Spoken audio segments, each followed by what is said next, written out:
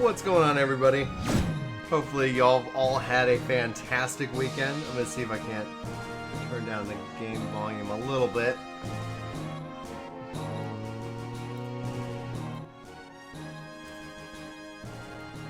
Boom. Alright, sweet. What's up, Nightmare? Oh, that was just a... Let's see if I have it continue. I doubt it. Just like... New game it is. Alright, let's see here. Map display, pause. LT and RT, free battle. Rotate left and right. Great. Battle boosts.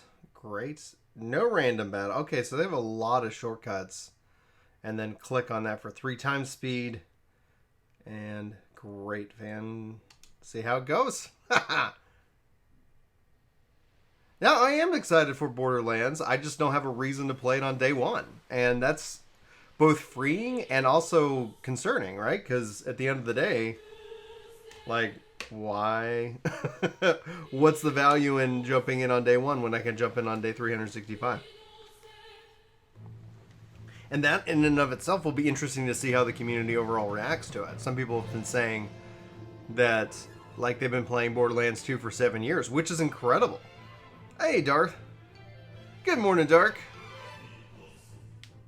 Oh, let me make sure my cross chat's turned on. Evils. Reason.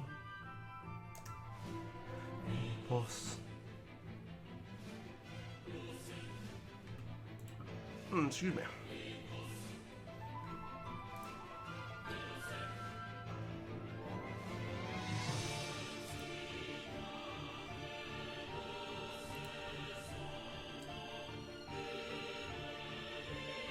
There we go. Beautiful. Beautiful. And pin. Awesome. Let's go back to that. So you've played it on and off for 7 years.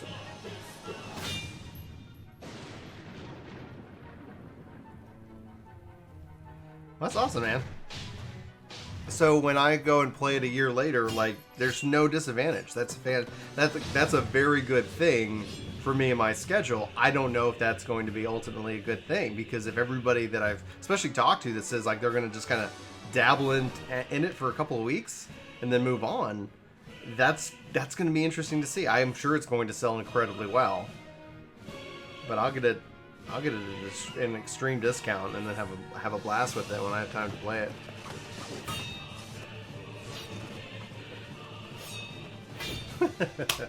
I'm just saying, like, if that's the one game you played for 7 years, like that, good on you.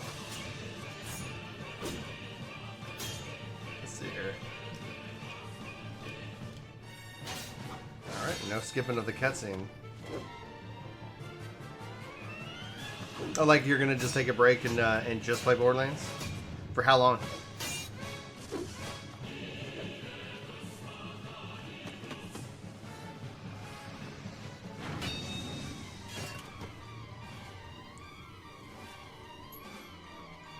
Oh yeah, 5 and 1 will be great because it's that. I think it's gonna be fun to see the new story. Yeah, and I'm sitting here just kind of leveling up my alts. That's just kind of, I think that's where that's gonna be for me.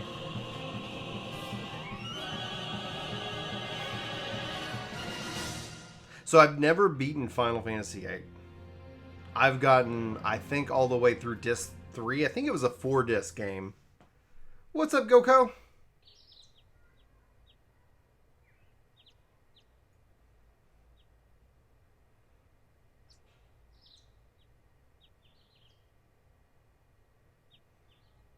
How are you feeling?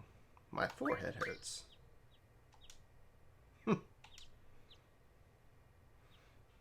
Looks like your eyes are focusing. You should be fine. Say your name for me. So if anybody is not aware, I always name the characters, and since it's not voiced, what's up? And confirm.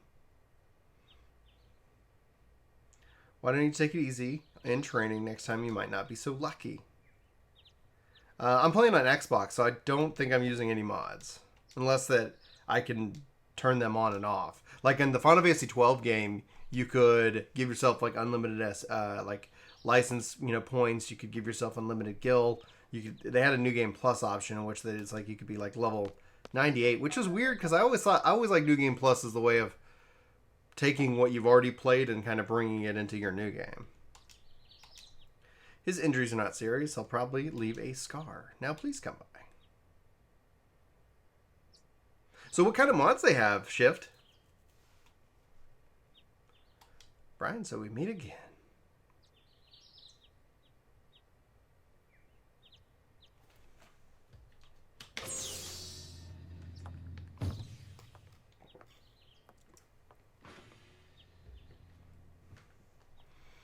This is such an interesting follow-up, especially after Final Fantasy VII.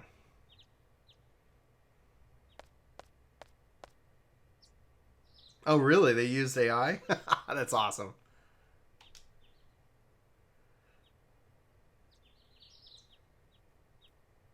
Come on, let's go. Today's the field exam.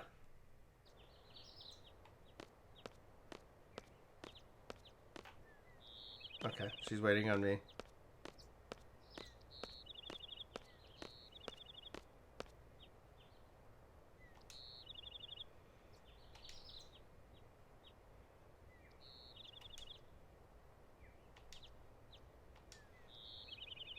More complex than you think.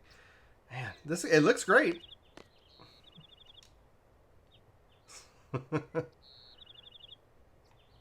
So they did the mods for Final Fantasy VII and Final Fantasy IX?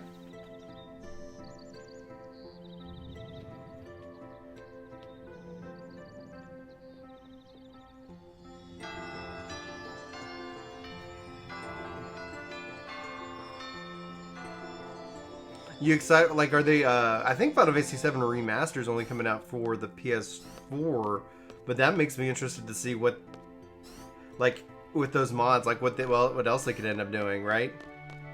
Good morning, class. Let's start with today's schedule. I need to look that up, Shift, because that would be ultimately fascinating.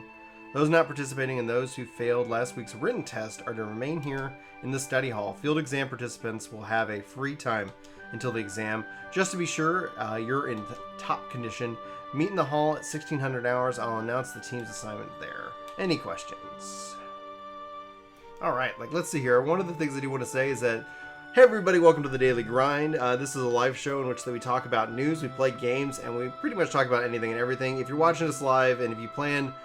really trying to shoot for have this on Tuesdays and Thursday mornings on YouTube and Mixer. Now, if you're watching us on the archive, we hope that you're enjoying the show, and let us know what you think about the format and what you'd like to talk about. Blah blah blah. To talk about. On today's show, we're going to be playing Final Fantasy VIII Remastered, as you can see here. We're also going to be talking about Final Fantasy XIV at PAX West. And then they had Twinfinite sit down and had a interview with yoshi-p about the future of Final Fantasy XIV. So later, we're going to dive into that as well. Now, the main discussion topic is that of the fact that people seem to be upset that I'm not, or I canceled my pre-order for Borderlands 3, and they assume that I hate the game in some way. And essentially, and unfortunately, it feels like they are inadvertently proving my point.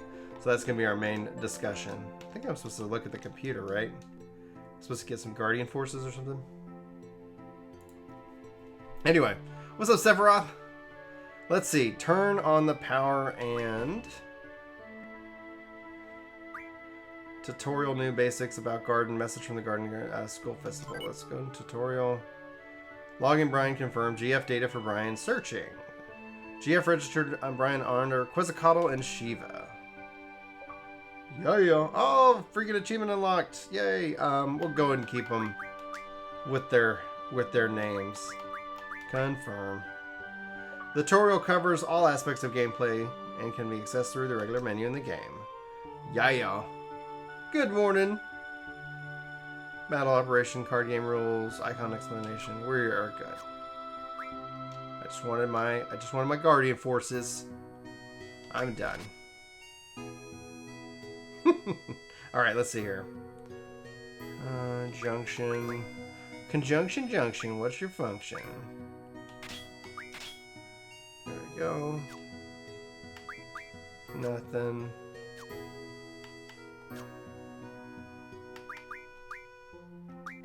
Magic. Draw. Item. Okay.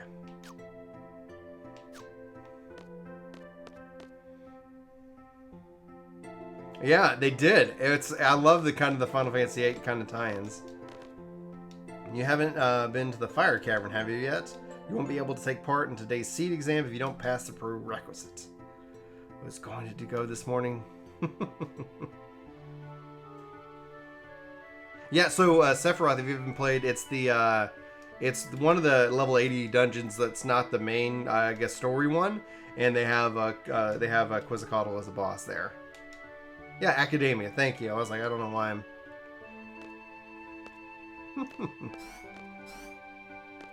Alright, I guess I need to go talk to my seat again. Need to pass the prereq. Let's see here.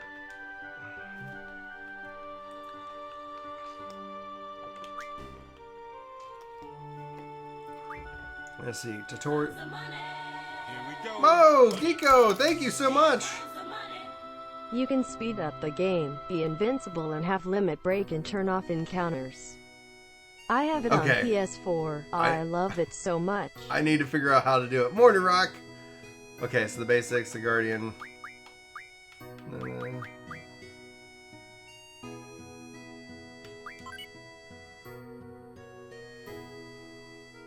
Panel operation.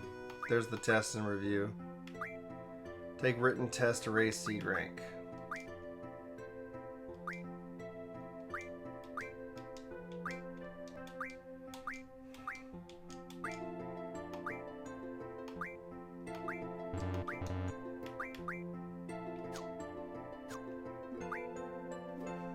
I know, right? The basics.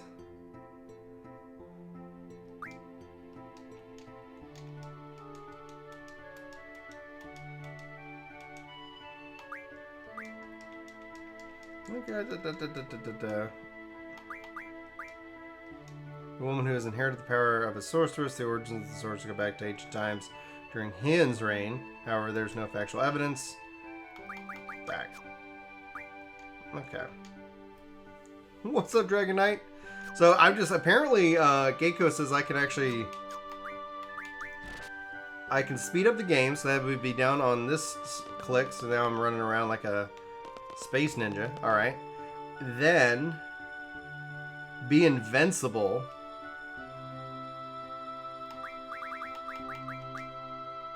Cursor active.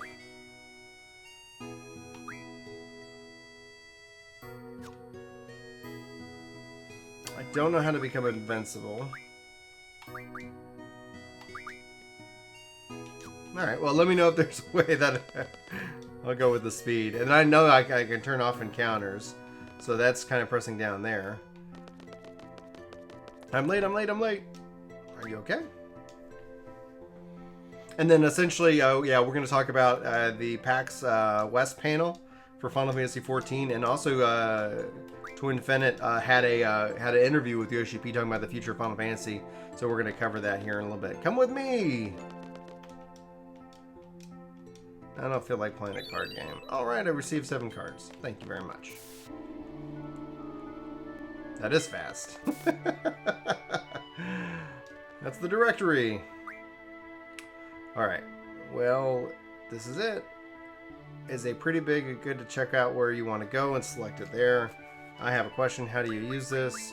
Move the cursor and press to select. Next, I'll give you a quick explanation of the various facilities. You'll find the dormitory to the north. The majority of the students live in the dorms. There aren't too many students who commute. You have the dorms too. You can rest and change in there. West, the north block is cafeteria. There'll always be a big rush with hot dogs. You better not be waiting in line. East of the north block is a parking lot. We usually take the garden car when the mission comes up. Front gate is located to the south. The instructor of the front gate, blah, blah, blah. Nothing. Next is the quad, located to the west block, blah, blah, blah, blah, blah, blah, blah, blah, blah, blah. I've done all this before. Like, there's a lot that I remember, and there's a lot that I don't. So, like, right now, I'm not feeling like reading about the library. Boom. Thanks a lot. You're welcome. And save. Always be saving. Hey, Joel. Hey, Chemistral. How you been, man? I was thinking about you this weekend, Chemistro, as I had this crazy itch for Phantasy Star Online. And I'm like, oh man. There we go. There's the out. What's up, drug dealer? Alright, let's see what we got. What we got? Oh yeah, give me that draw point. Draw. 5 cures. Alright, let's see here. Junction. Auto. Let's go attack, because either way. Come on. Yeah, this is a game when it's like, don't ever cast magic, man. Just get it all. Conjunction it. Alright. Junctioning territorial. This means a GF must be junctioned in order to the power of the abilities. Let's begin by junctioning a GF. No GFs are junctioned.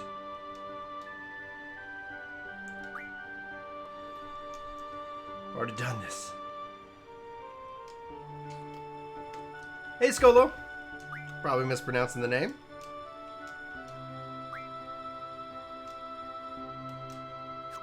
Dude, what do you... WoW Classic is such a shocker, man. Like, that is, for me, like, I'm just like, wow, this is really good.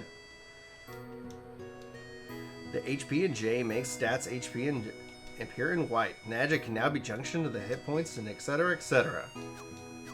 Alright. It will be under controller information and try to press down on the right or left analog stick. It will show a fist icon. Oh, thanks. And thanks again for the $10 cheer, dude. Here we go. Or the NZ cheer in this regards. Thank you. Maximum is 4 abilities. Can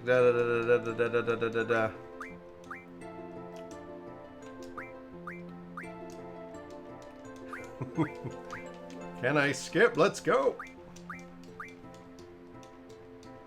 Alright, after I kind of do the fire cave, what we'll do from here is, and then we'll jump into the summary for PAX West for 14 at that point. Man, yeah. So I got to figure out, because so it's the no blades is the no random encounters, and then the other one is for that. So I have to figure out what that is. Hit triangle to skip it.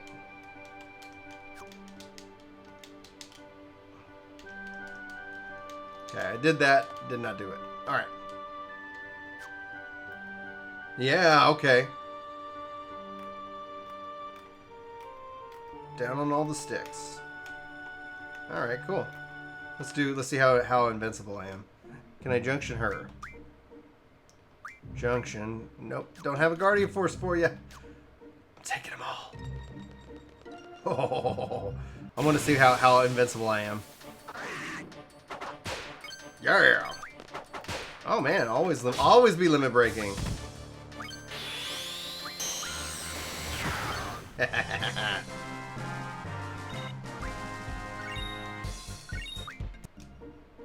love it. Pull it all, baby. Pull it all.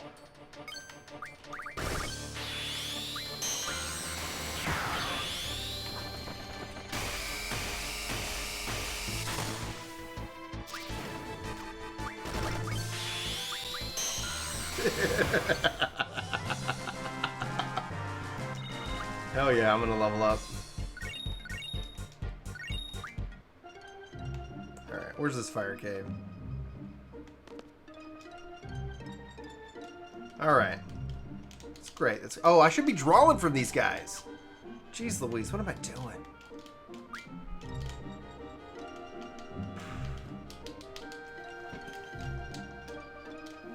I need to collect that magic. Okay, that's great. I'm pressing all the skip buttons.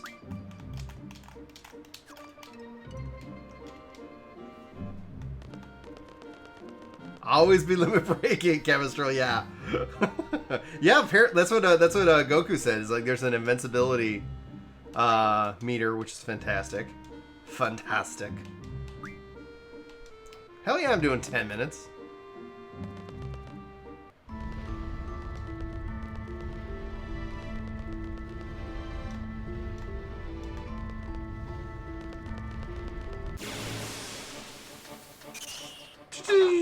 Alright.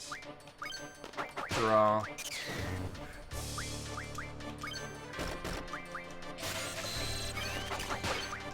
Haha! Suckers.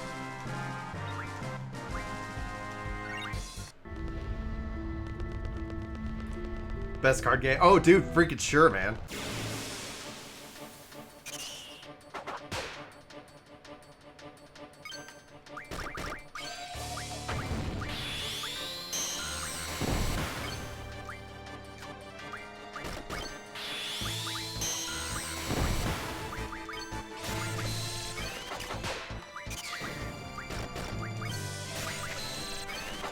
Give me those thunders, baby. Level up. Yeah. Is it ready? Oh, I didn't even. Let's go in for it. Give me your power.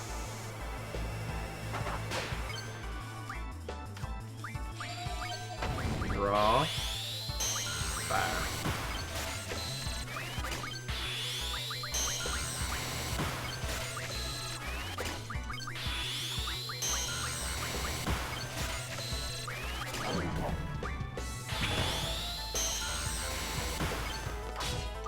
I didn't mean to hit. I wanted to draw. I should put it on,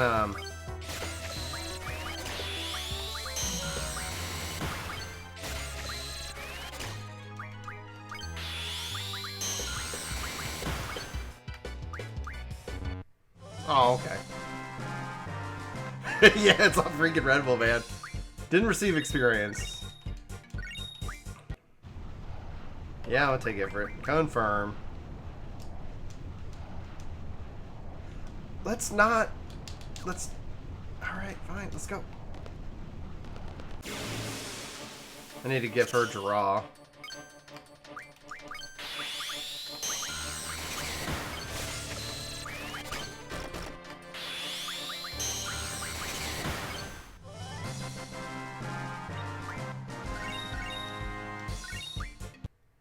Alright. Zoom, Red Bull. Oh, draw. Thank you.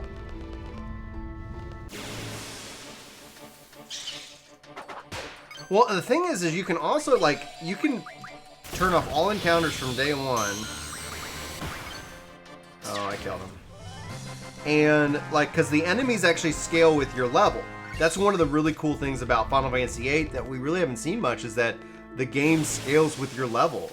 And so you ultimately define your own challenge, you know? Get out of here, Bomb. Bomb, bomb, bomb, bomb, bomb.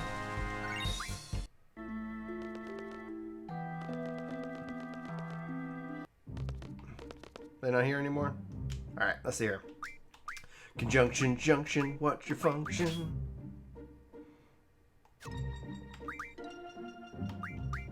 She's got no magic drawn. Alright, let's go ability, magic. Draw. Item. Alright, cool. Now she's got some stuff. Yeah, oh yeah. Boom, baby!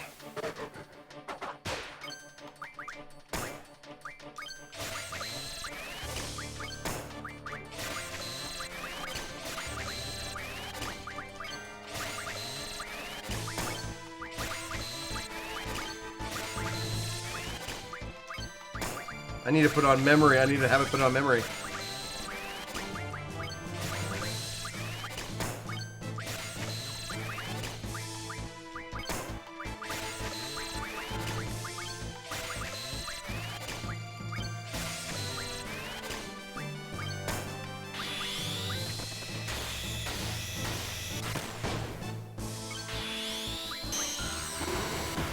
Boom. That's a lot. That's a really annoying sound effect to hear over and over again, though. It's like, alright. Back to junctioning. Back to, let's go auto, attack. Yeah. And let's see here. Let's go back to her. Auto. There we go. Sweet.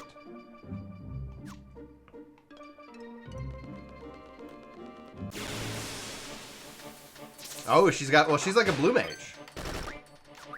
Draw. Fire. Draw. Fire. Ah, I forgot to do the memory thing.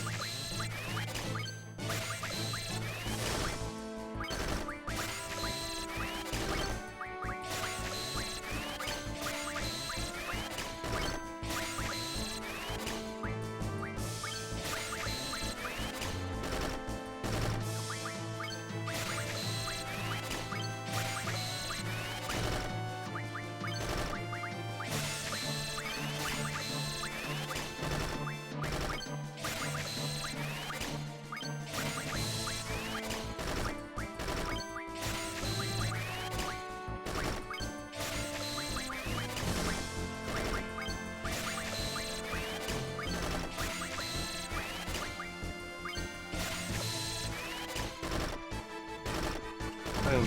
Alright, I'm back. Sorry about that. What's up, Moss? Alright, and stop. Let me just go ahead and kill these guys. Boom, baby.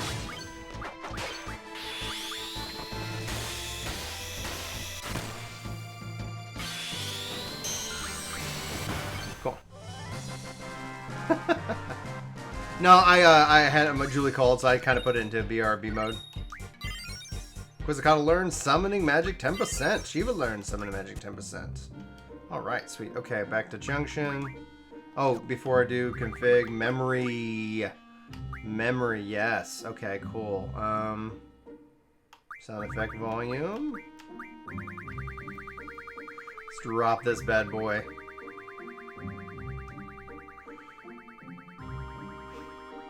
Because that's just getting annoying. Okay. And let me go ahead and save, because why not?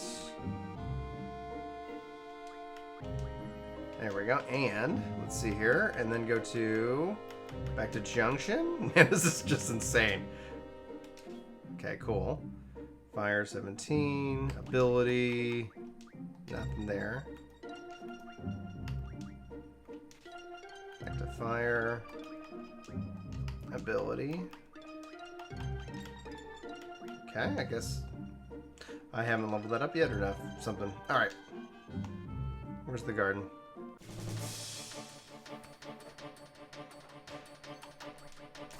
Oh, that's so much better.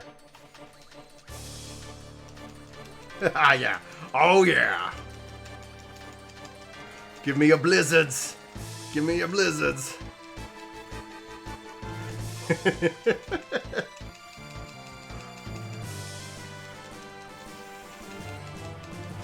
I will be invincible.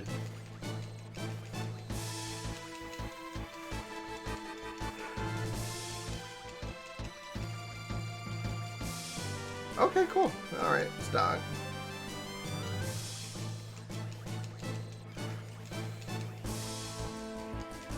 This is the grind. This is the... Okay. And let's go back to this. No, not cast stock.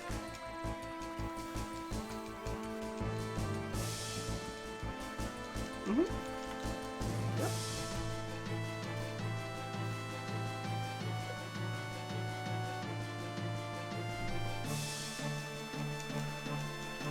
So much Blizzard, man. So much Blizzard, so much gear. Oh, yeah. So here, let me go ahead and save it. Let's jump into our first news bit, which is the Final Fantasy XIV PAX West. Oh, yeah. Magician, baby. Achievements unlocked.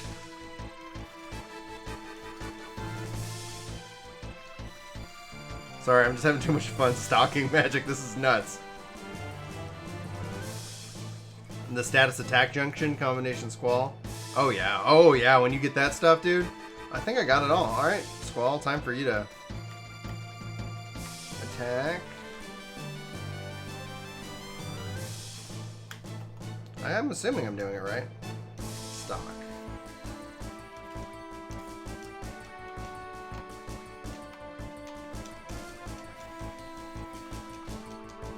Sweet, awesome. Alright. Bum bum bum bum bum. Alright. Not pause. Save. Alright, cool. Must be ice cold. Too cold. Alright, cool. Let's bring over the...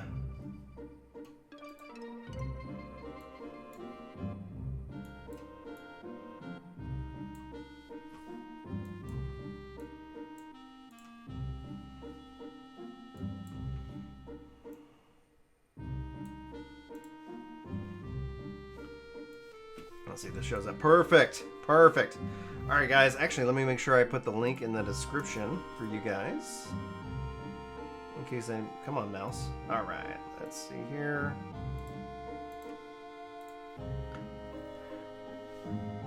I'll pop it in here if anybody wants to read along.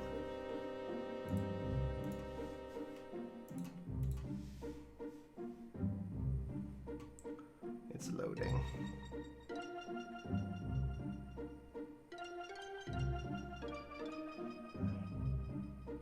It was a slow loading web page. Alright, cool.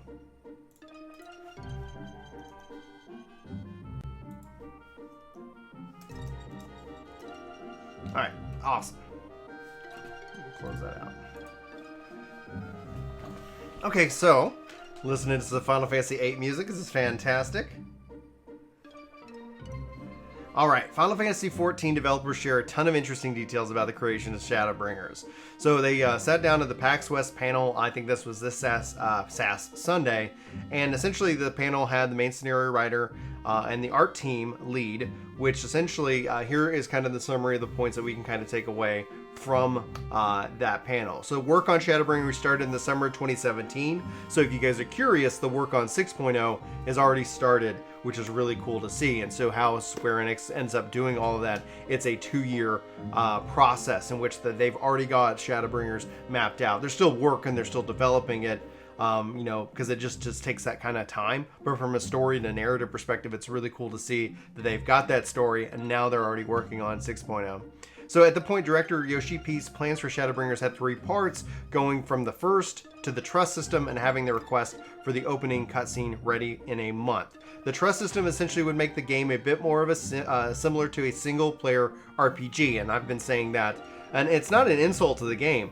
The fact that Final Fantasy XIV, I always have said it's a single-player game set on top of an MMO. And ultimately, like, it's going more and more in that direction. And then they've also bringing in things like when we talk about the success of WoW Classic, and we'll ultimately see where that goes. 14 has kind of their own ways of bringing in some of that classic or that hardcore feel, essentially like with Eureka and other different types of systems in that regards. Trust kind of being a leveling up one of them, it leans into the single player, but then they'll have more things that will lean back into the multiplayer, which is kind of the rebuilding of Ishgard. So ultimately, it is kind of, they're trying to blend the best of both in this case. So he says, on other hands, the team really wanted to create a story that didn't suffer from being an MMORPG, but it was instead stronger because of it. And the fact that it was updated over the years as an element, this is very conducive to that idea. So, the fact that the game has a passionate community both offline and online is another benefit for the game being an MMORPG. And the developers aimed to change the story from the part that you have to do alone to the source of shared entertainment. And so you kind of see that balance. And then what's interesting about the balance beyond both of those things is the fact that, like, you look at ARR, Heaven's Word, even Stormblood, where now within, like, Shadowbringers, they have that single player element. So it'll be curious to see if we see a shift going backwards to kind of help bring that about. The third benefit of it being an MMORPG, which is the most important, is that everybody loves their characters, and so there is a deep personal investment in that. To support this, developers attempt to make the protagonist shine, creating scenes that people just want to take screenshots of. Cool. The player characters had 1.3 times more movements in Shadowbringers than in Stormblood, and you can kind of feel it in the cutscenes themselves. That's really important, really interesting to see. So the first draft had the Ascians, Ardbert, the Crystal Eckhart narrative, yet there was no Vothri. The Sin Eaters were controlled by Eden. The system of restoring the darkness to specific regions wasn't yet in place, and Eden was the only real boss at the end. Interesting. It's really interesting to see that. I'm getting some text messages. The final battles in the source were huge with a lot of people. The Tempest would be different, and in the later half would have the music that's soft, beautiful, and poignant. Now, the composer, Soken, came up with the idea of a ticking clock. Another important element was the silent pause before the music looped back to the beginning. Now, the developers started drafting the Amuro, and initially it was simply called Atlantis. The initial artwork showcased during the panel can be found in the gallery at the bottom of the post. So the developers tried different effects to convey the underwater environment and finally came up with, like, coccyx, can't even say the word, projected onto the ground. Now, at the time, the technology to have the puddles in this watery environment wasn't in place, so it had to actually be developed. That's just, it's so interesting to see where they have to go with this. There are other subtle effects to convey the feeling of being underwater. A map was created that isn't very different from the final product, but the developers still struggled with the idea of delving deeper and finding Amuro. Now, initial concept for Amuro had it sitting in a deep abyss, but the engine really had issues with such a large difference in elevation. So due to this, Amuro was lifted to where it is now. And that obviously created the problem having players see it, and so they essentially created a fog overlay to help ensure the surprise for the players. Now, another concept that changed from the original form was the fact that the environment could become darker as the players got closer to Amuro, and this was changed to be the opposite, with the environment starting dark, then becoming brighter around Amuro. 1 second, let's see here. All right. Now, when the team was working on creating the city, Marvel's Spider-Man was released, and the designer in charge was inspired by the Insomniac game's title. Some fine-tuning was done to find the ancients in the city, and and they really wanted to have the scene where the player is sitting close to the ancient with on a giant bench while waiting for their audience. That's actually such a memorable scene in the end.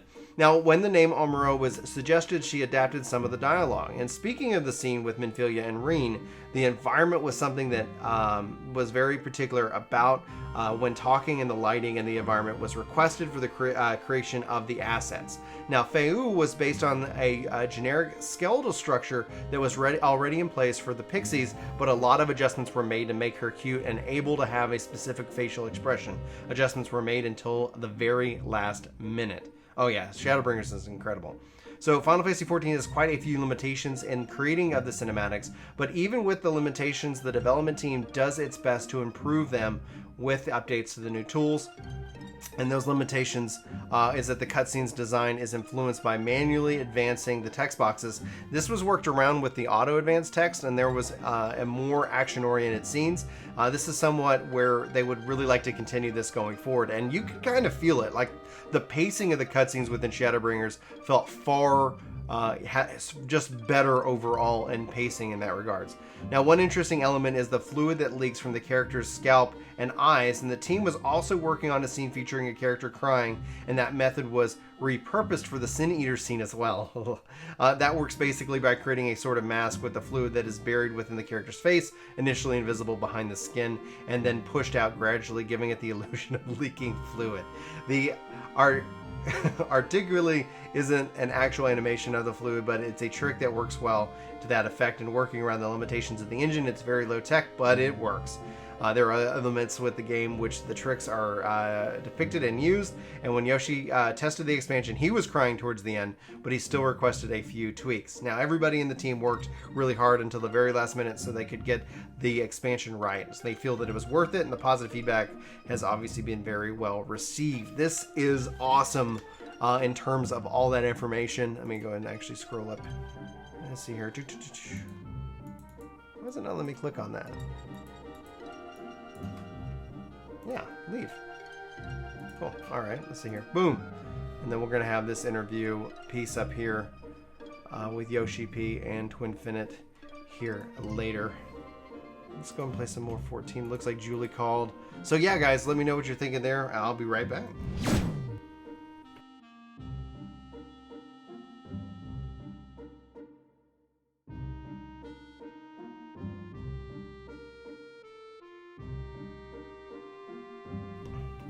All right, cool. That's not the garden. I think I might have run past it.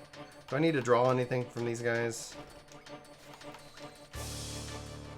Scan, okay.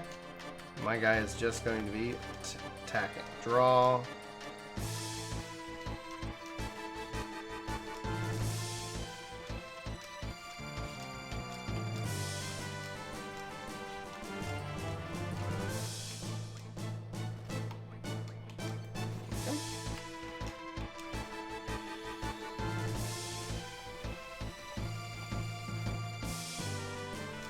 There we go.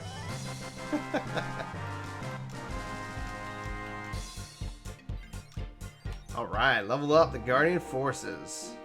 There's the garden. I don't know if I need anything more from these guys. Maybe some scans.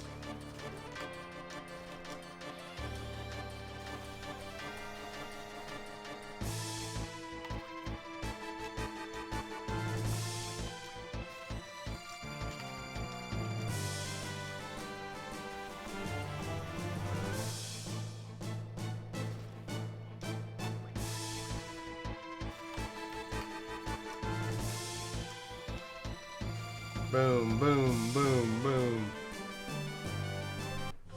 Beautiful.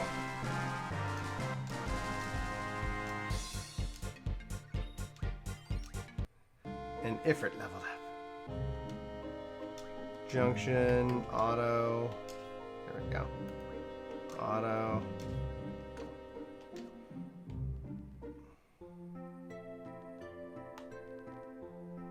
Well done. Let's see. Thought there was something else I needed to go over with it. Blah, blah, blah. GF tutorial. Skip. Good morning. What's going on, Disco Ray?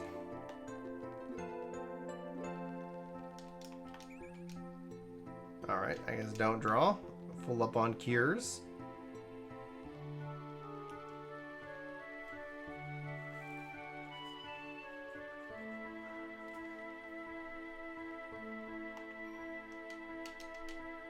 I like it how it tells me every time that this is a save point. Alright, let's see here. What am I supposed to do next? I do not recall. I guess I need to go take the test.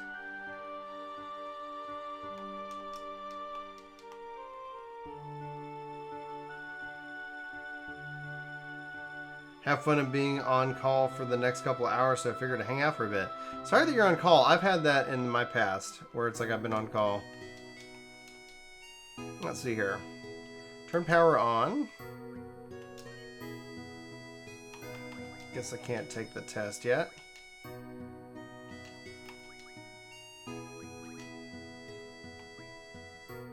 And I'm done. Let's see here.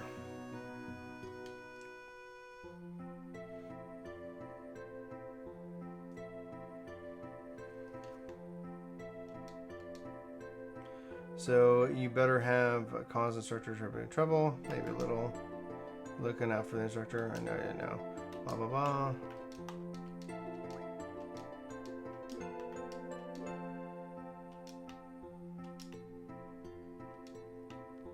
Cool.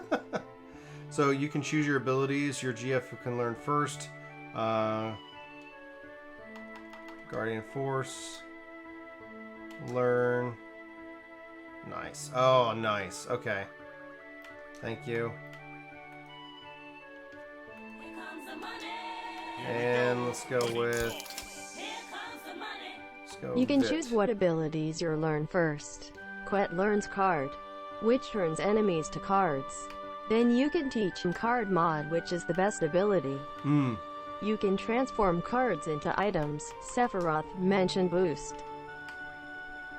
Ooh, boost. So who learns card?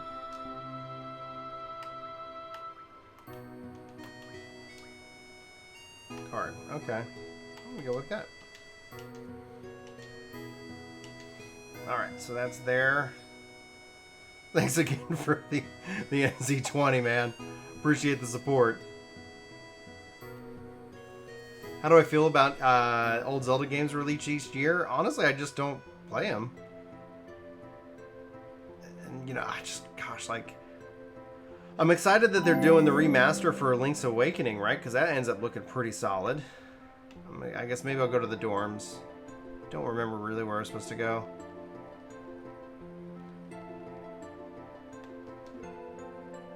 Uniform, get changed.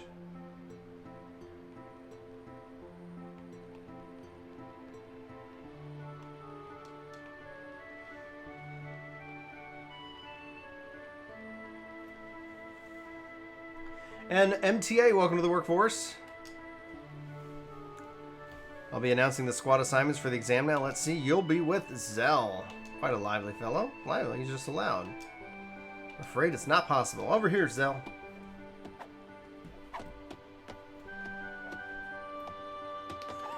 Let me just do some backflips.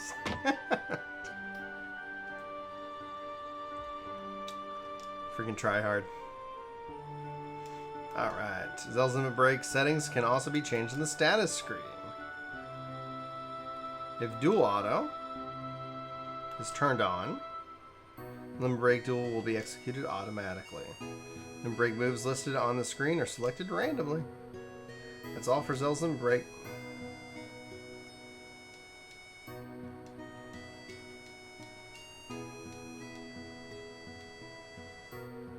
Say what?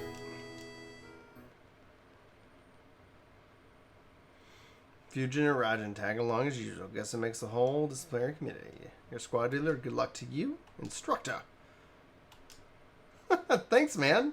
It does help a lot, man. Good luck, Cypher. Cypher. You're all assigned to Squad B. You'll be, I'll be in the instructing charge. Teamwork is the utmost importance. Let's get through the exam, everyone. Listen up, teamwork. Staying out of my way. Here we go. Thanks, Goku. Headmaster Sid, it's been a while, everyone. How's everyone doing? This example will involve 12 members from squads A through D. You're participating in a real battlefield. Obviously, the battles are for real. Life and death, victory and defeat, honor and disgrace. Each of you is hand in hand, one way or the other. But how about it? Are you still up for it? You will be accompanied by 9 seed members. Should you fail, the members shall go and get the job done. They always do. Well, that's one less to worry off your mind. The Pride of Almond Garden and the Elite Mercenary Force Seed. Learn from them and their commands and accomplish the mission. Prove yourself worthy in becoming a member of Seed. Best of luck. Best of luck.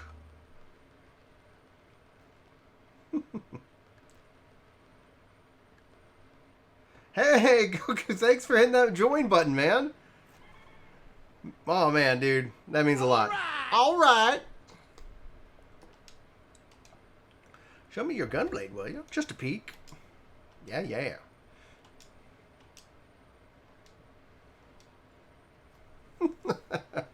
Oh, thanks, man. Actually, that does remind me, though. It will keep repeating forever in infinity. I have to hide and bring it back. It's only that notification for some reason.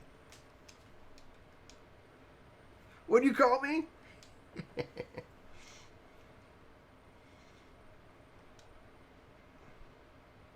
Who was that girl in the infirmary this morning?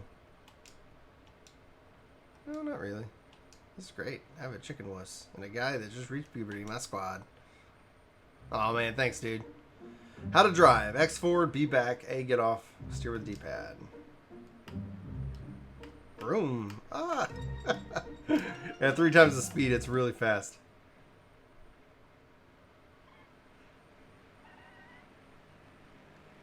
At the vessel. Ain't no turning back now. You scared too? Come on, move it. Hurry. There we go.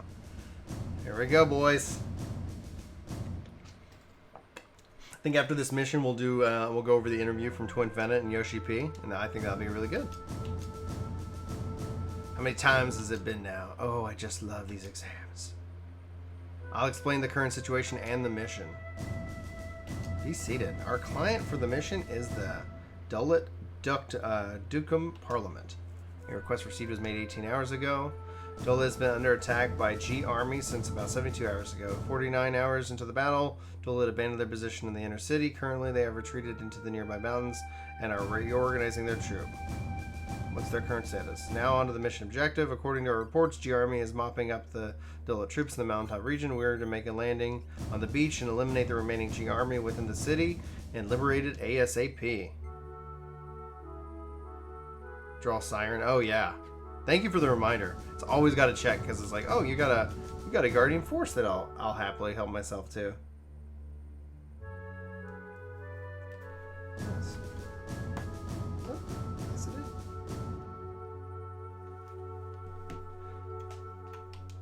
is. Now, that's essentially just based off of the video talking about how I canceled my pre-order, and that's the discussion topic for today's live stream, Steven. All right, do nothing. All right.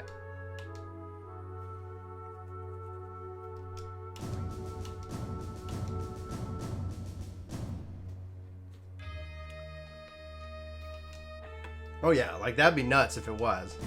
All right, let's go. Do I need to leave? Okay. They're just gonna make me stand around? There we go.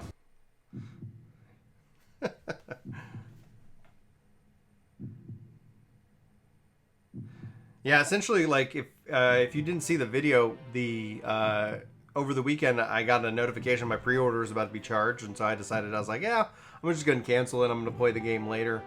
And so I was like, yeah, I'm just gonna play like Final Fantasy VIII, Gears 5, Dragon Quest 11, and I'll pick up Borderlands 3 later. And apparently, a lot of Borderlands fans take insult to that for some reason. So honestly, if they're gonna play for the next, because some of them, his argument was that they played Borderlands 2 for the last 7 years, which is impressive if that's true.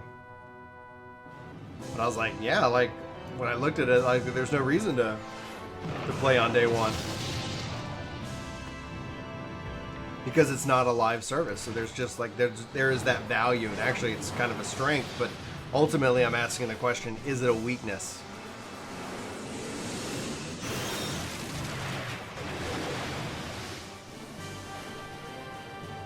And only time will tell, really.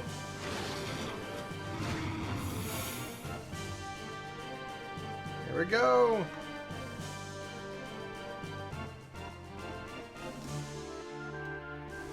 Junction.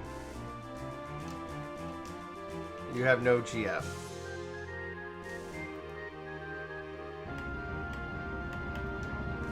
Alright, let me unequip Shiva.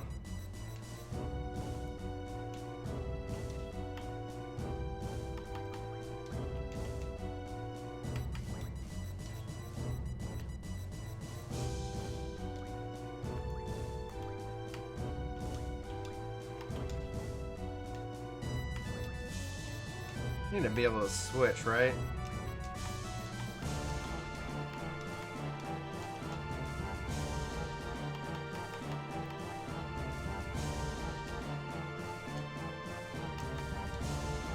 Yeah, let me switch.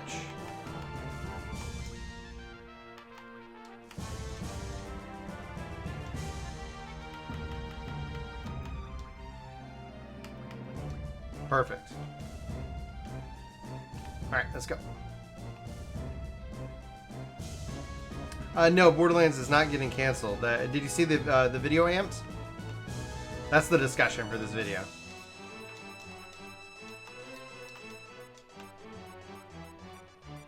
Some people wanted to get it canceled based off of what people were doing, but I have no, I don't care about any of that. Let me draw. Stock, draw. No, Thunder, stock. Yeah, draw. Thunder. I did. Yeah, I may draw Thunder. There we go. Just keep drawing these guys. Yeah, so yesterday I put out a video, and apparently it went beyond the community, which I never really know, like what will and what won't.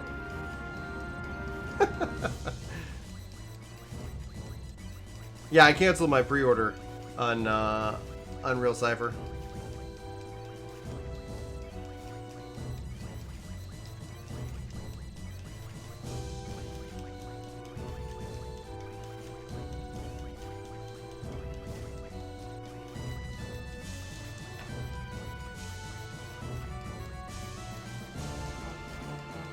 So Disco Ray says, I have to admit that I think you're right about Borderlands 3 not grabbing me from a large part of the decisions Take-Two and Gearbox are making. So that, for some people, that's kind of where they're drawing the line.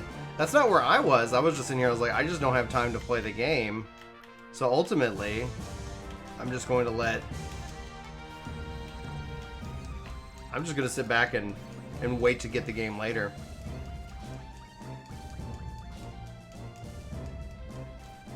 Well, I mean, essentially, like that's what people were saying that I was saying, and I was like, well, okay, well, if that's what you're thinking, I'm saying, let's talk about it. I actually, honestly, I haven't talked to Scott since he recently came back. I think I need to go check I need to go message him and see how he's doing.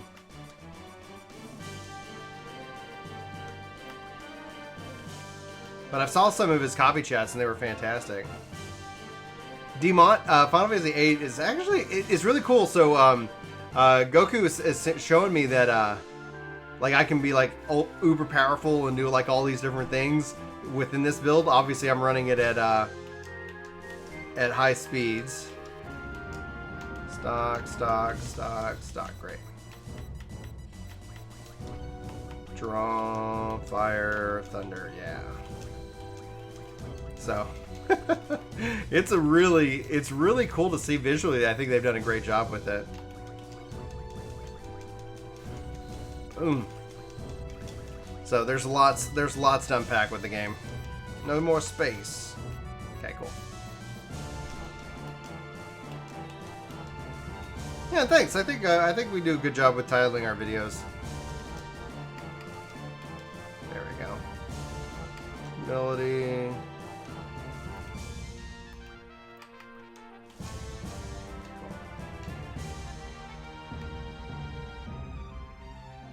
You can actually turn off encounters except for, like, I guess the boss fights and stuff, which is pretty interesting because the game scales within this game to your level and your power, etc.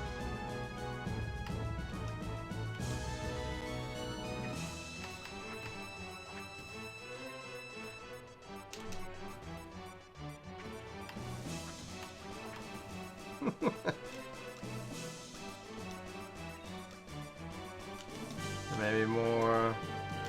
Okay, let's see here. Actually, there was a Zell under status.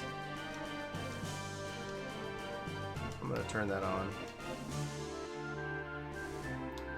Then, yeah. Hello, doggy.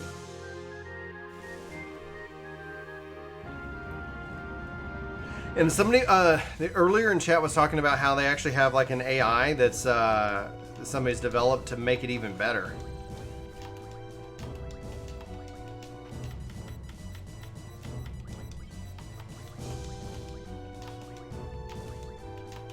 Cool. All right, he's full up.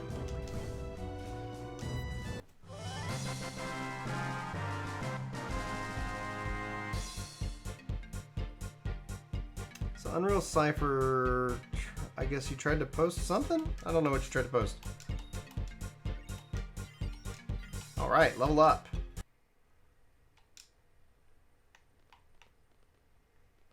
Okay, that was all of them. Is this dog okay?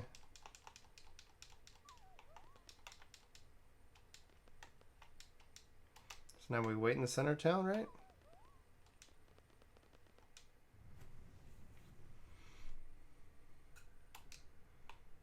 Bring it on. Don't be mean to the dog.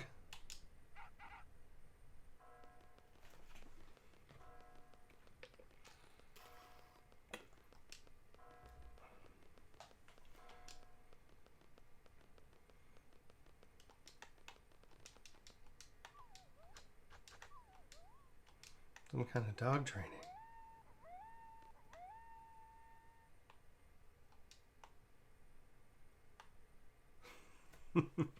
It's the enemy.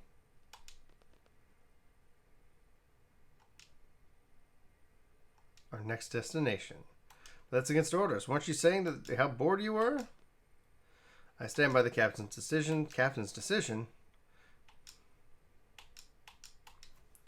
You'll thank me when the time comes.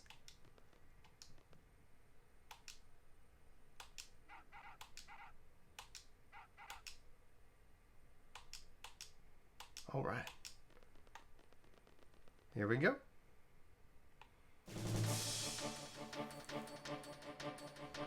See if I need to draw anything from this guy. Fire, nope. Thunder, stock.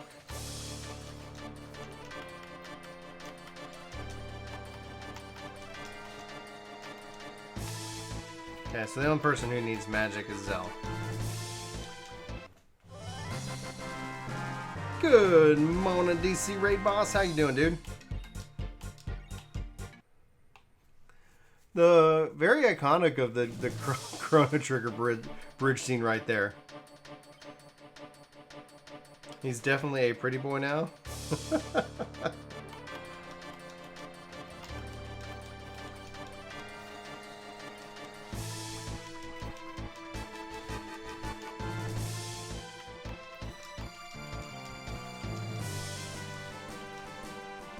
we go.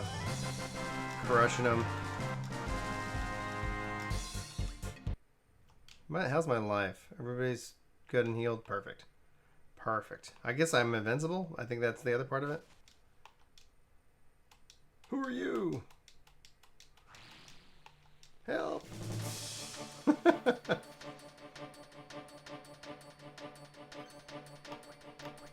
Draw.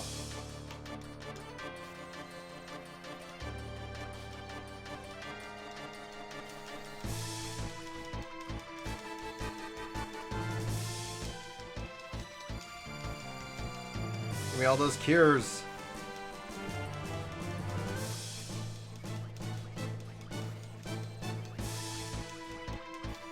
Yeah, this game is gonna, like, at least this is I should do this up until the point where, like, I left the game off back in the day. There we go. Sit down. Level up. Yeah, level up. That sucks.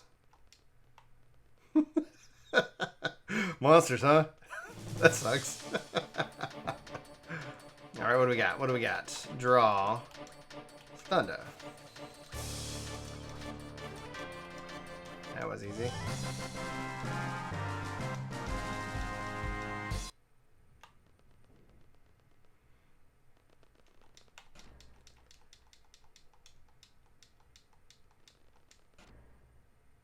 Who cares?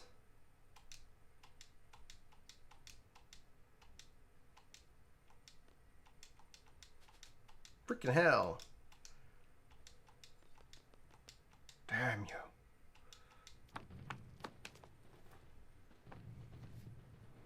It's a weird transition right into these FMV cutscenes from the kind of the higher res version of 8 to the point, like, it's almost kind of the uncanny valley. Hey, Leland.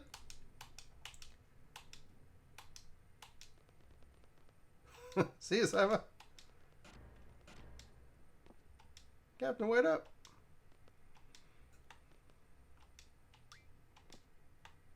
Are you serious? Geronimo. All right, let's see here. All right. Okay, Zell took the GF. Is she with me now?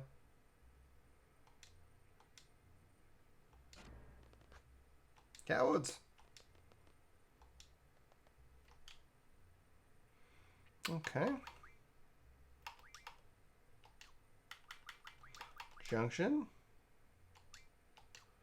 She able to switch with anybody?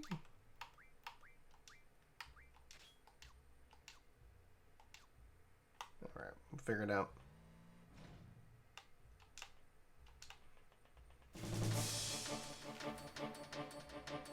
The bot has opinions. That's the that's DC. He's over on Mixer.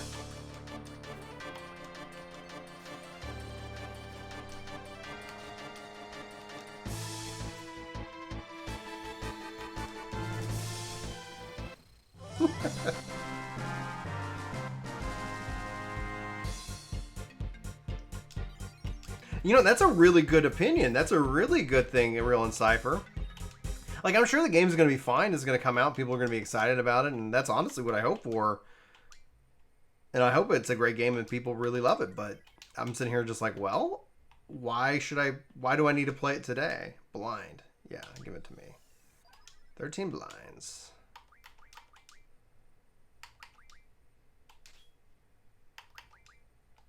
Cool.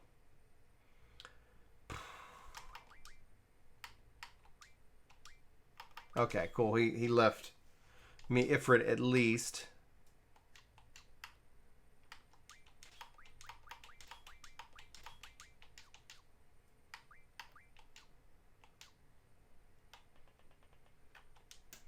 Go up.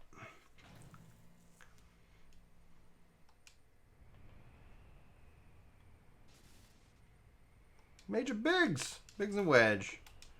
How fitting. How appropriate.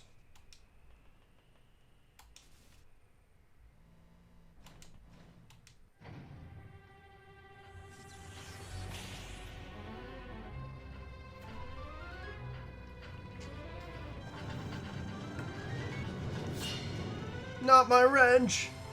No.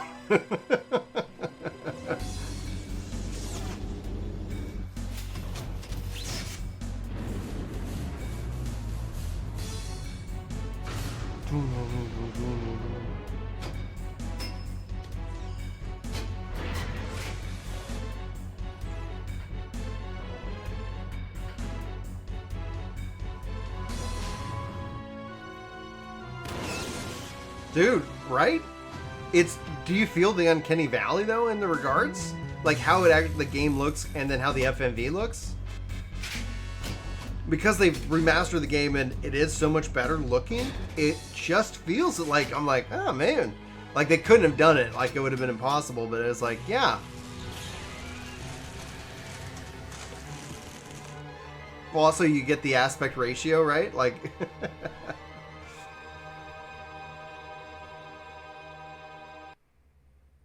What do you think you're doing? Take out these twerps.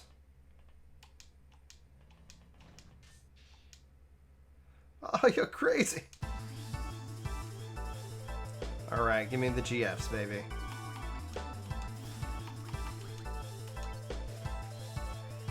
Sunos.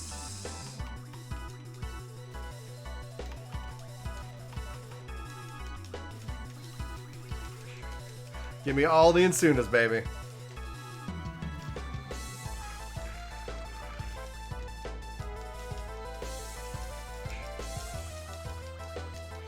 Such an interesting system. I remember seeing this in, the first time I actually ever saw this game was at a Toys R Us.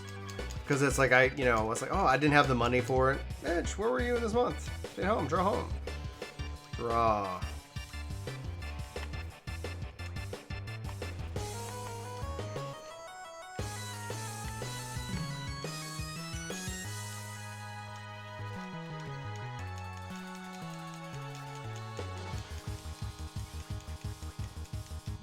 So, yeah, so the second disc, I remember making it to the third disc, but I didn't do that actually until like it was out on the PlayStation 3 at that time.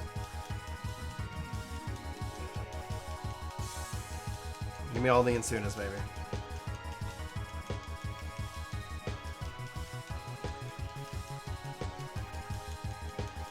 Alright, I'm about to start. Let's see if I can... Once the first one gets to stock, I think.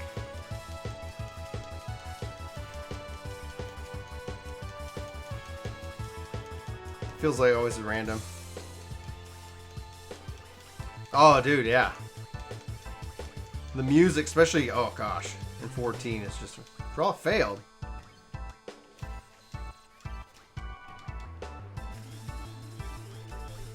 Draw failed. All right, fine.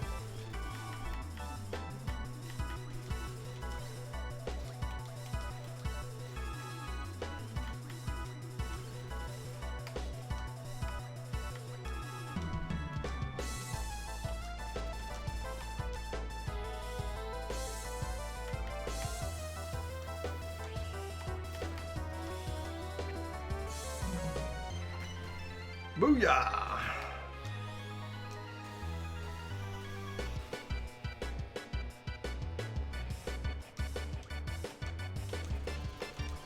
Yeah, Thunder God.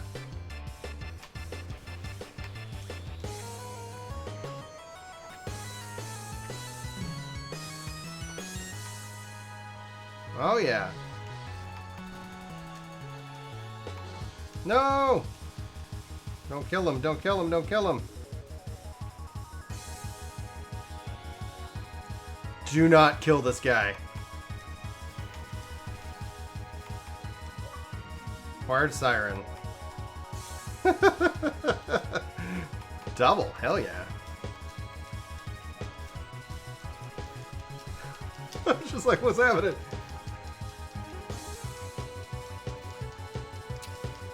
It depends. I don't honestly see myself as a major streamer, Disco Ray, and so if enough people wanted to watch us over there, like it seems like a good choice, right?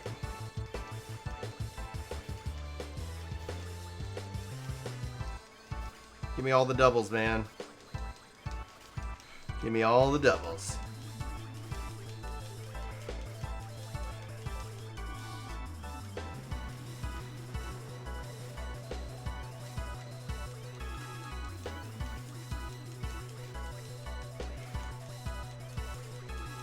Yeah, I want to get all the Guardian Forces. All of them. No, I'm streaming to Mixer and to YouTube. That's typically where I stream. Kind of to Mixer, YouTube.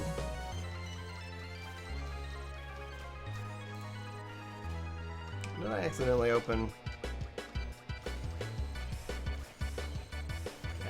good. It's like, hey.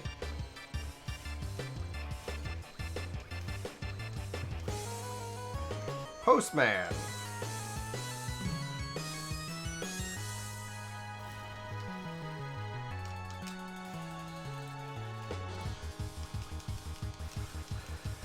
No more space. Perfect.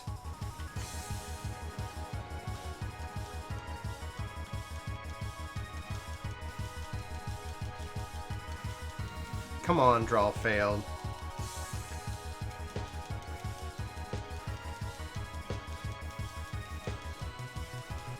One double, three doubles, four doubles, draw failed, three doubles. See, I like Mixer's interactions and all that.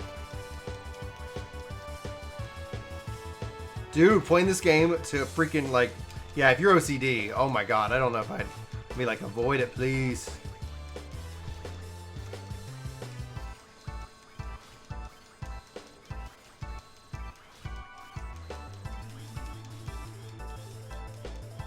No more space, perfect. So I got 2 doubles filled up. Yeah, like I love that. I love that about the sparks. I love that about Mixer. It seems like, you know, the fact that they, like, I think YouTube's talking about bringing in some stickers, which is essentially their sparks skill or their answer to that, but they're still talking about charging for them. And I was like, that just isn't. I don't know. It's always fun to kind of like be able to get in and build that community and have that kind of concept.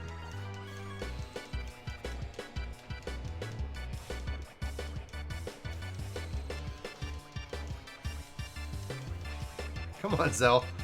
Get the draw. Get the doubles. Draw failed. Come on. Oh, finally. There we go.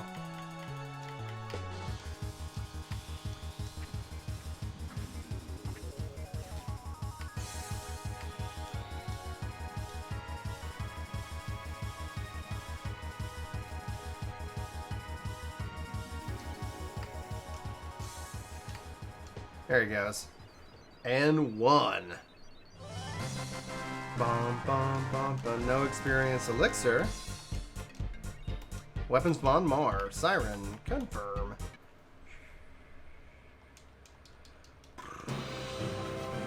Haha, Disco at 20. 20k box. Speaking of. Let's go. Alright, junction, conjunction. What's your function? There we go, siren. There we go. And let's go back to GF for siren. What's she learning? What's she focusing it on? Why is it, they always start you with that. Boost, GF, HP. Move, find. Finds hidden save draw points. Hell yeah. Okay. Go down.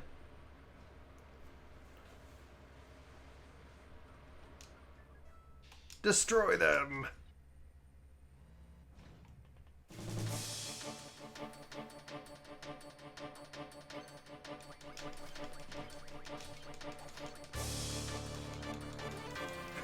Just like tearing through them.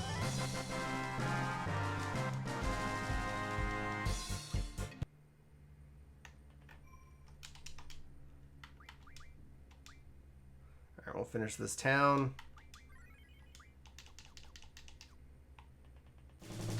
Ooh, another battle.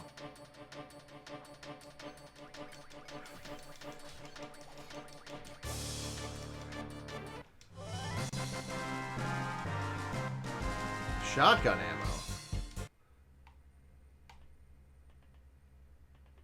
Can we exit? There we go. Oh no! Giant tank. Yeah, it's gonna be neat to see. Oh, what does he got? What's he got?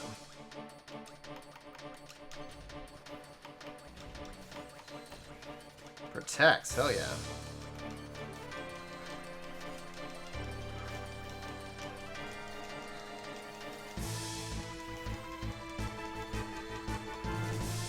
Just gonna grab a couple. Alright, cool.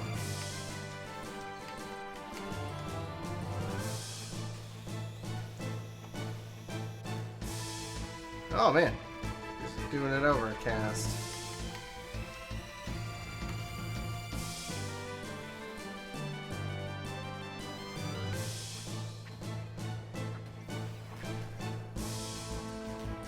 Cast. Boom, boom, boom.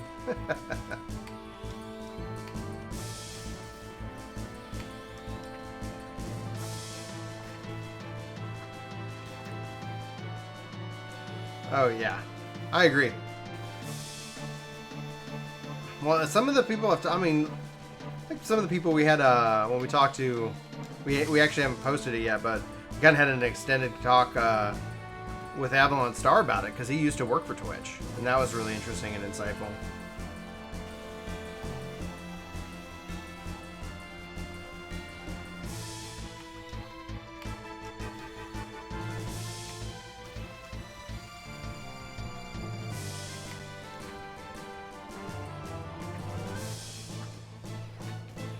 Dude, DT on PC is incredible.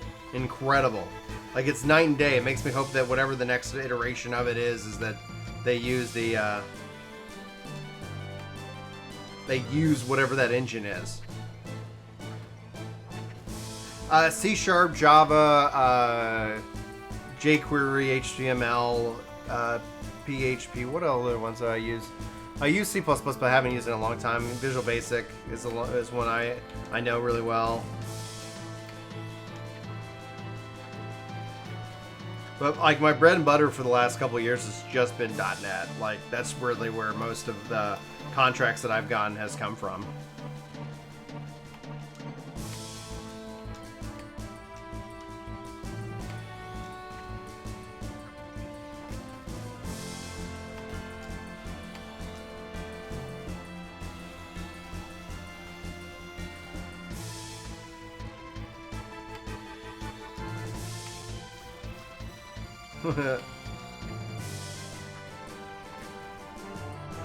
Heel drop.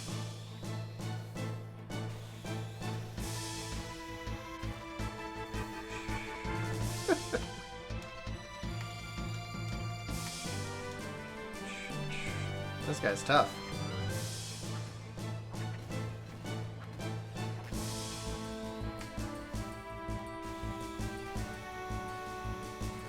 Yeah, way more interactive than I think 7 in its system was.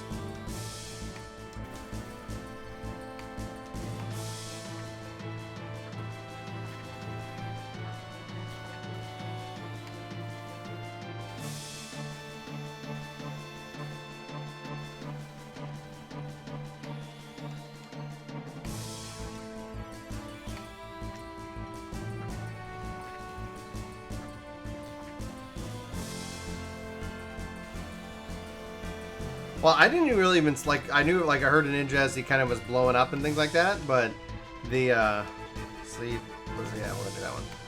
The, it was when he was, like, playing Final Fantasy XI. I was like, you gotta be kidding me. That's amazing. Why is he playing that game? Oh, it's his favorite game. Oh, cool.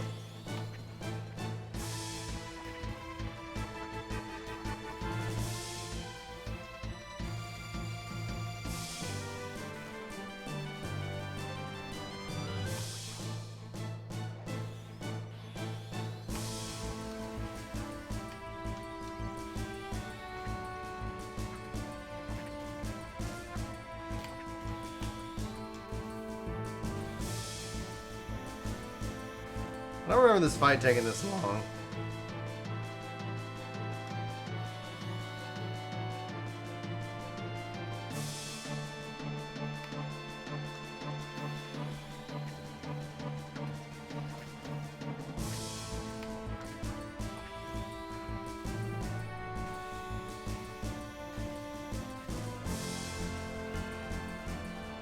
Should I be running away? Repairing, okay.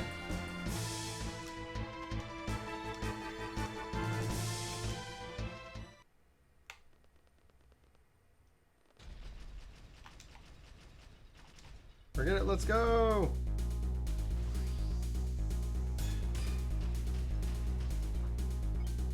Can't escape.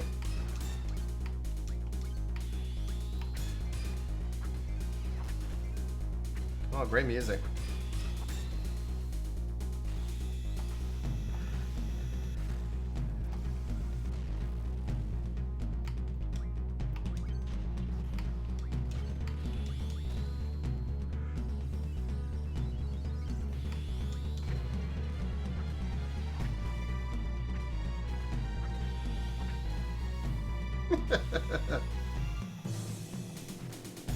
Oh, how was PAX West, dude?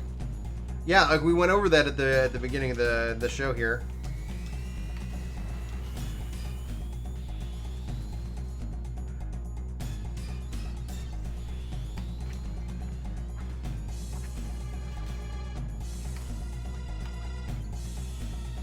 All right, now yeah, it's telling me to escape now. I got it. I missed that earlier.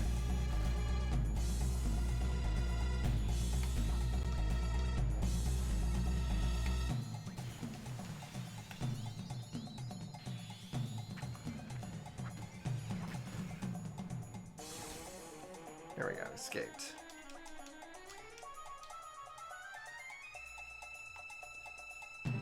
Oh no, he's back!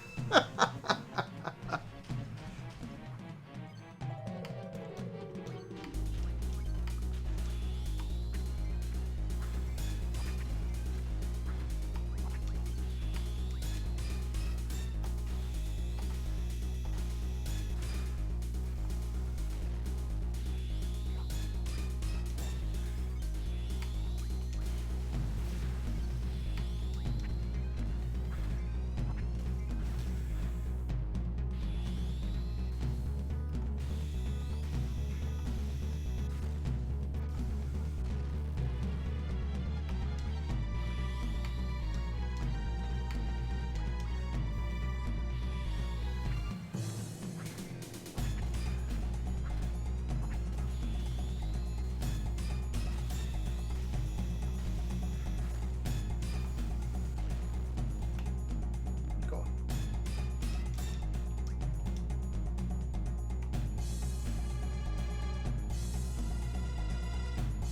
Come on. Run! This guy just doesn't know when to quit.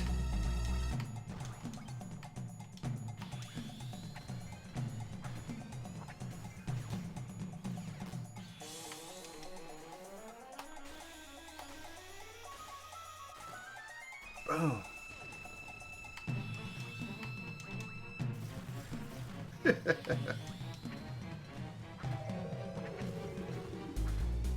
Do over water. Do they have a widescreen option?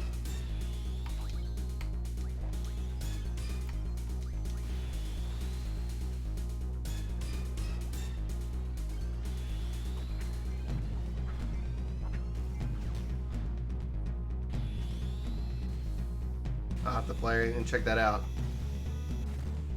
Boom. There we go.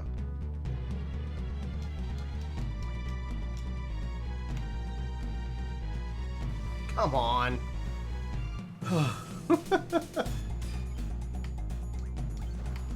I remember the first time I played this, I ended up being like just so exhausted. Yeah, that'd be great.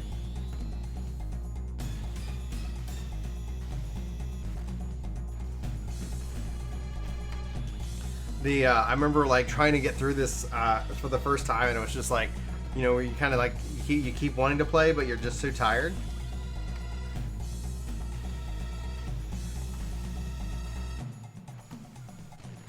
Boom. Ooh yeah, cool. Heal drop.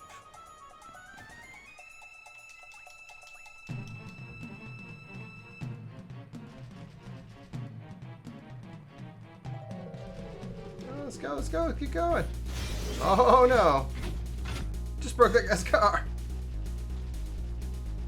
Don't stop.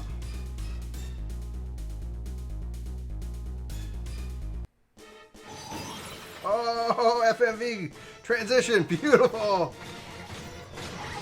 It does make you look at the FMVs and you're like, oh my gosh. Oh, come on, Squall.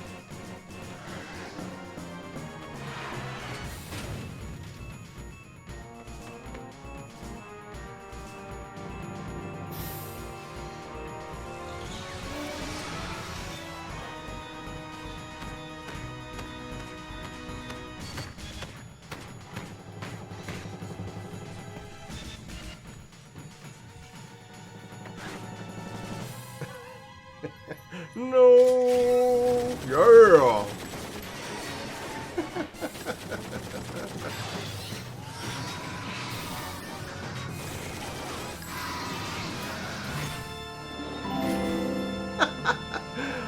Shankbuster, welcome to the workforce.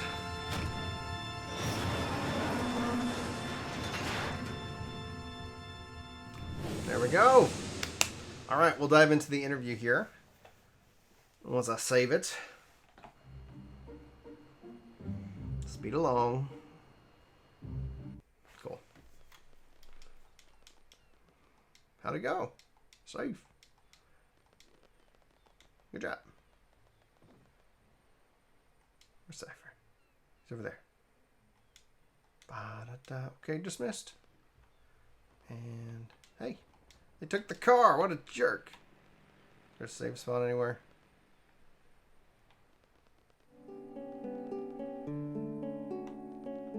Draw.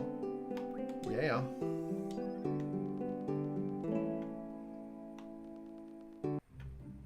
Alright, let's save it. Cool. Alright, let me toss up the interview.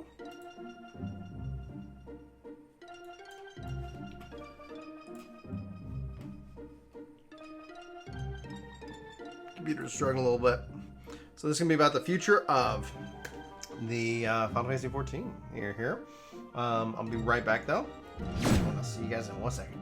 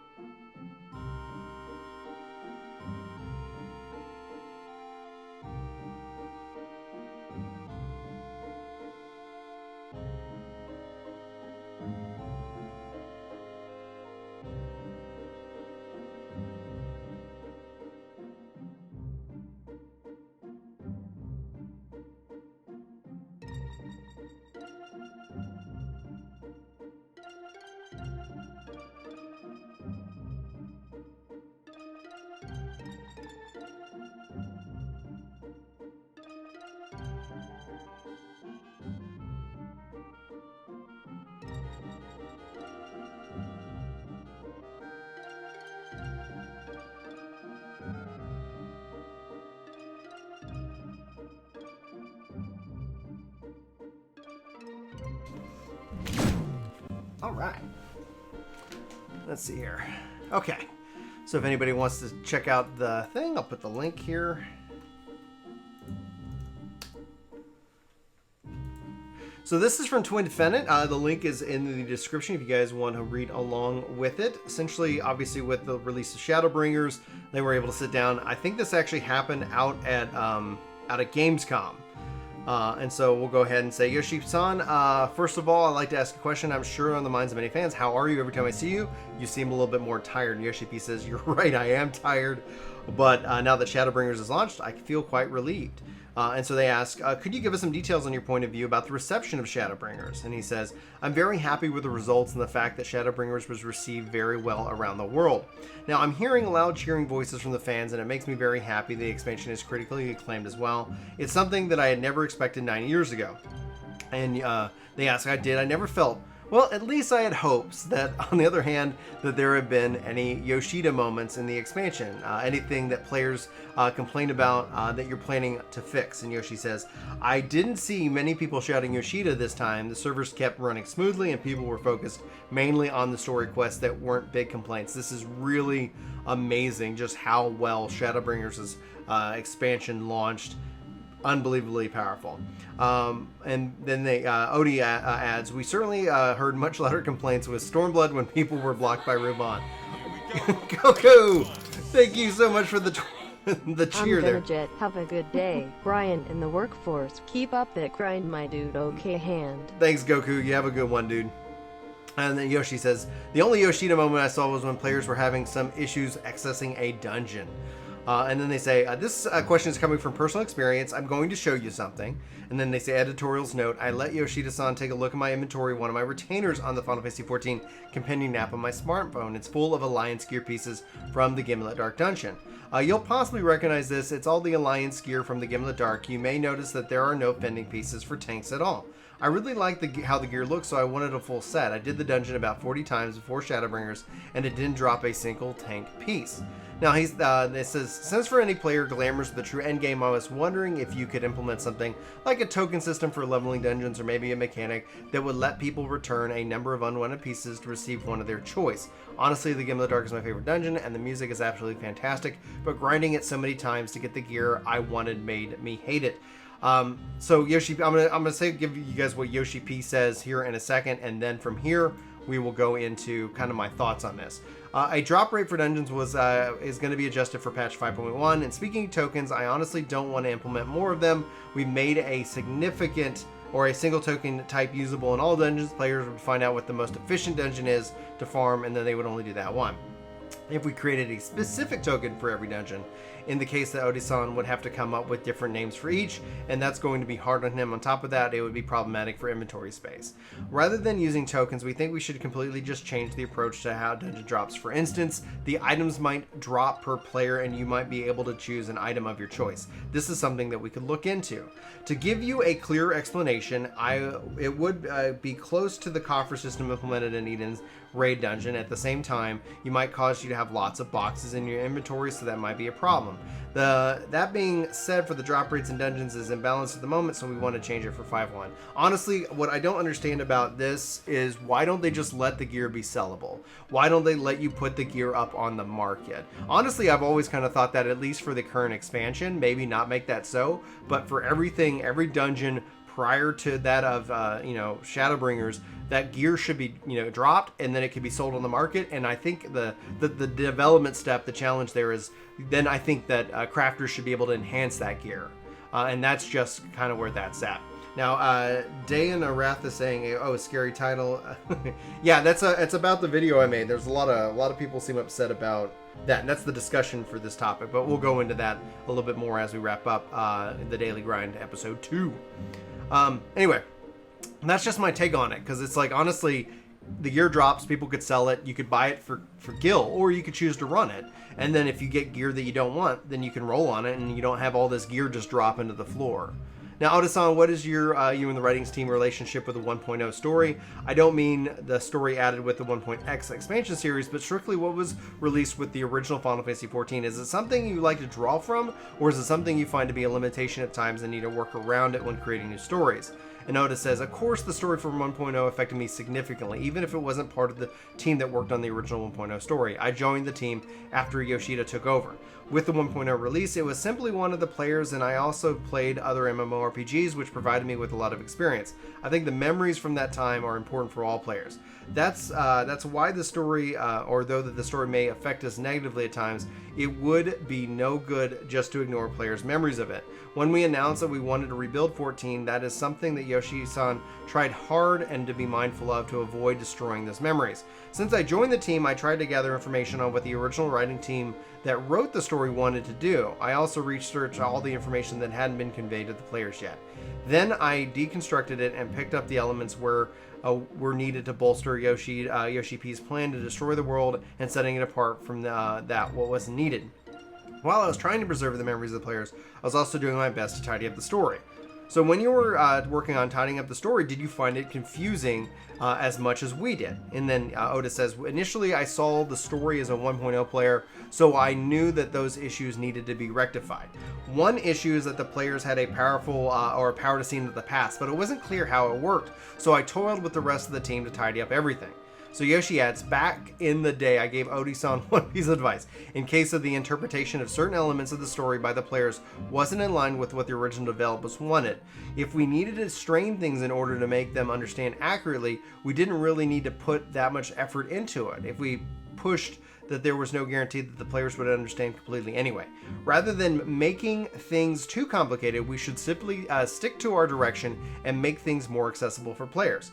For instance, among the development team, there are moments of the story that happened 10 years before, but some interpreted them as happening in the present, and that's why we needed to make sure that everyone was on the same page. So then Twin Finnan asks, well, personally, I think that the work paid off because I believe the current Final Fantasy story is one of the best among Final Fantasy games, and I definitely agree with that. Let's talk about the best moments in the story. Emmett Selku's probably one of the best villains. Everyone loves him. What inspired him, and how did you go about creating him? And so obviously this includes spoilers for Shadowbringers. So Oda says the main scenario for Final Fantasy XIV 5.0 was handled by, can't pronounce it, yet the Ascians have been very enigmatic and mysterious. Players really didn't really know what their goals are and what kind of people they are. That's why we thought it was best to give players the opportunity to get close to them and understand them better as people. Now, Yoshi says, before Stormblood, we thought that there should have been a link between the Ascians and Garlemald, and we realized that everything made more sense if Garlemald actually was created, the creation of the Ascian.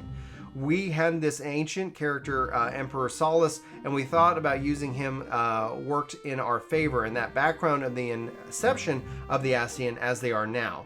Also, Emperor Varus has been experimenting on creating clones in Garlemald, and he's involved with Solus as well. Now, they wish to humanize the Ascians and Emmett Selk and to explore them as characters instead of leaving their vision unclear. Now, the idea of Emmett Selk grew inspiration from Jack Sparrow and Pirates of the Caribbean series with the goal of adding more human elements on top of that. He also overlapped the image of Arden from Final Fantasy XIV, which is why they needed to work around it so that the two characters didn't overlap too much. You can't hear me? Okay. So then Twin Venom asks, I know you can't talk too much about the Horahara Dark Apocalypse raid because it's getting revealed at the Tokyo Game Show, but how involved is Yoko Taro and what's his role precisely? And then yoshi-p says, Yoko Taro is playing a really big role for the Yohora Dark Apocalypse. His role is related to the overall aspect of creation, like the script and the upcoming content ideas. The same goes for selecting the kind of boss enemies that will appear in the raid, and he is reviewing the soundtrack as well. So Yoshi adds, he has selected what kind of characters he wants to bring from the Nier world into 14, and that means you can expect the appearance of Nier characters, so you can look forward to that. Then he says, let's talk about the restoration of Ishgard. When do you think we'll be able to hear more about that? And yoshi-p says, we have a letter from the producer going at TGS featuring the content in patch 5.1, so that's going to be included in 5.1. We also have plans to do another live letter before the release of 5.1, and that will be in part 2. And there, we are still in the process of deciding which ones we'll use to provide information about the restoration of Ishgard. And we have big plans to overall Disciples of Hands and Land for patch 5.1 and in patch 5.2. Since this will be significant, we're mulling on when to talk about Ishgard. We think that it's beneficial for players to know about the changes for crafters and gatherers first and foremost, so we're likely going to focus this on Tokyo Game Show and the restoration of Ishgard in part 2 of the live letter. The good news is about the restoration is that you can contribute even if you aren't high-level crafter or gatherer, and you can also use that as a chance to level up your crafting and gathering classes. The restoration of Ishgard will include high-end recipes for crafters and a leaderboard, which will display the name recording your achievements and other people's to see. The feature will be upgraded, of course, over the 5X series, and so we can definitely talk more about that at a later time. Now, Twin Fendant asks, when we talked 2 or 3 years ago, you mentioned that the ultimate plan was to do away with the barriers between data centers, so let everyone visit the servers. Are you working on that? Now, they kind of teased this piece in an earlier video talking about breaking down the data centers. So yoshi-p says that they're pretty much getting very close, and their idea is that if you look at the different regions, JP, EU, and NA, their idea is that they can kind of have essentially put everybody into the one physical region and then have all the data centers and all the servers within there kind of communicate. So you look at NA, you see like Crystal, Aether, Primal, and then within that, their idea is to see if they can't move kind of that kind of mock-up. Now I'm not going to go into that because we did cover that in a specific video. Be sure to check that out on the channel if you're interested in it. And then like this, I think, yeah, we're getting closer to the end of the interview here.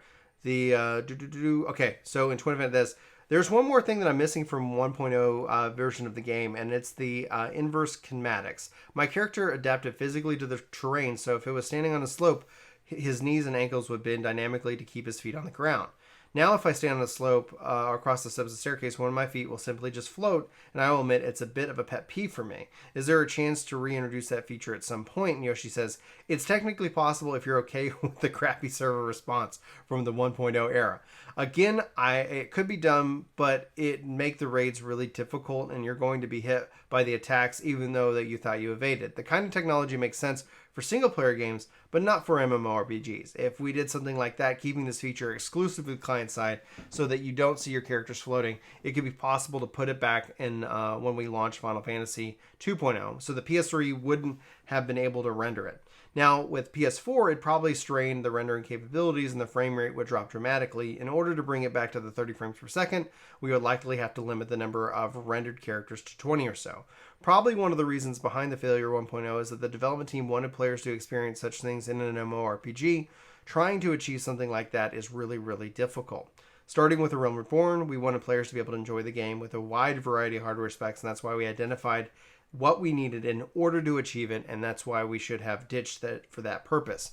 Now, we removed everything that wasn't necessarily only to keep what was. Thanks to the fact that we streamlined the technology, we were actually able to release it on PS3, and as promised, as Square Enix made to players, they wanted to keep it. So, Twin Fantasy says, I imagine implementing inverse kinematic again would be another nightmare. And then he says, you don't want to go back to the 1.0, do you? And he says, I like 1.0 more than most, but no. That is essentially the Twin Definite interview, and that ideally kind of wraps up what we were hoping to cover on the show here, guys. We talked about the Borderlands 3 pre-order cancellation, and that as a discussion. It was interesting to kind of see where everybody falls with that, and obviously the reaction that people are having to it. Hopefully nobody's feeling stressed by it. That's, I mean, if they watch hopefully the first 15 seconds, they should be fine, but we'll have, you can lead a horse to water, but you can't make him drink. We talked about, obviously, Final Fantasy XIV at PAX West. That was really insightful. A lot of interesting information out of that. And then we talked about the interview while all playing Final Fantasy VIII. And that wraps us up for the Daily Grind episode 2, guys. Let me know what you're thinking about the format. We're going to be doing this ideally Tuesdays and Thursdays. That's ultimately the goal. Let's see if my controller turned off. It's like, and so did the music. And so that is the plan going forward. Guys, let me know if you have any questions or comments below, or hit us up on Discord. Looking forward to having those conversations with you. Hope you guys all have a great day, and I'll see you next time.